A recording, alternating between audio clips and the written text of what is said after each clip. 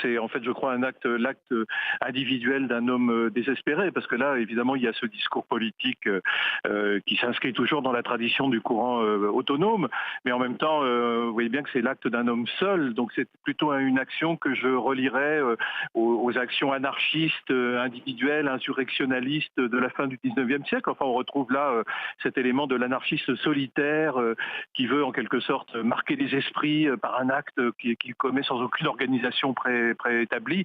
Et donc évidemment, on est fort loin d'une cellule révolutionnaire ou de quelque chose comme ça. C'est plutôt la dérive d'un révolutionnaire qui finalement se retrouve seul. Et c'est assez tragique au fond.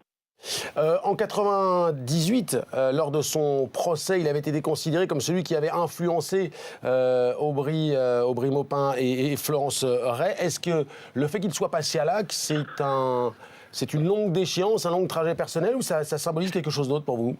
Je ne pense pas qu'il les avait à l'époque influencés, parce que je ne pense pas qu'il ait les capacités intellectuelles d'influencer Florence Ray et Maupin, qui étaient déjà des gens assez structurés politiquement.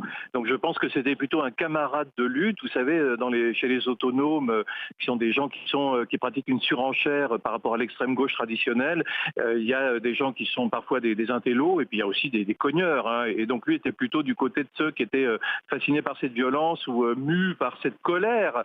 Et je pense qu'au fond, là, il est allé au bout d'une espèce de processus personnel, en fait. Il y a là quelque chose d'assez...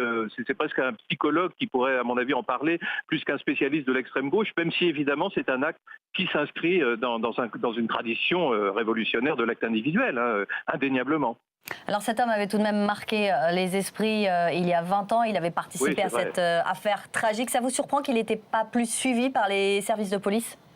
Oui, c'est un peu toujours assez étonnant parce qu'on sait qu'il y a beaucoup de services de police qui surveillent la mouvance autonome depuis de nombreuses années et c'est assez étonnant. Mais je pense que ça tient peut-être à sa dérive personnelle, c'est-à-dire qu'il semblerait qu'il se soit éloigné du milieu autonome et qu'il ait poursuivi une trajectoire totalement personnelle. Il faudrait savoir exactement ce qu'il a fait ces dernières années, mais je ne pense pas qu'il ait participé aux actions collectives de la mouvance autonome ces dernières années. On ne l'a pas vu lorsqu'il y a eu l'affaire de Tarnac, on ne l'a pas vu dans toutes ces affaires-là, et je crois qu'il est, comme on dit maintenant, presque d'une autre génération. Et la question, d'ailleurs, c'est vraiment intéressant de savoir et d'enquêter là-dessus. Il est trop tôt pour le dire, mais qu'est-ce qu'il a fait pendant tout ce temps ? Parce que dans tout ce temps-là, il semblerait qu'il ait nourri une sorte de désespoir qui s'est accumulé. Et là, au fond, dans son acte, il y avait quelque chose de suicidaire, puisqu'il a presque tout fait pour qu'on le repère, ne serait-ce que par le fait qu'il a frappé à visage découvert. Donc quand on frappe à visage découvert, c'est bien qu'on veut être au fond découvert, justement. Christophe Bourseiller, quel est l'état de ce que l'on appelle cette mouvance autonome aujourd'hui ?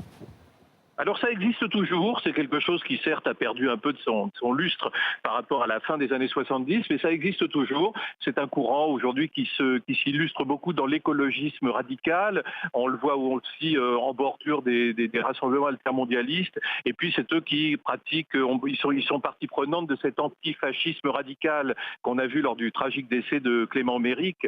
Ceux qui sont les militants antifascistes les plus radicaux sont souvent enclins justement à la cogne, au baston, sont justement des gens qui viennent de cette mouvance autonome qui existe toujours. Il y a toujours des gens qui sont les théoriciens de cette autonomie qui considèrent qu'il faut dépasser le mode organisationnel traditionnel, inventer quelque chose de nouveau en critiquant l'embourgeoisement de l'extrême gauche traditionnelle. Alors c'est une toute petite mouvance, mais enfin elle se maintient, elle existe. Il y a des squats, il y a des lieux de vie, il y a toute une contre-culture, pourrait-on dire, autonome, qui se maintient et avec un rajeunissement de ce courant qui existe effectivement politiquement.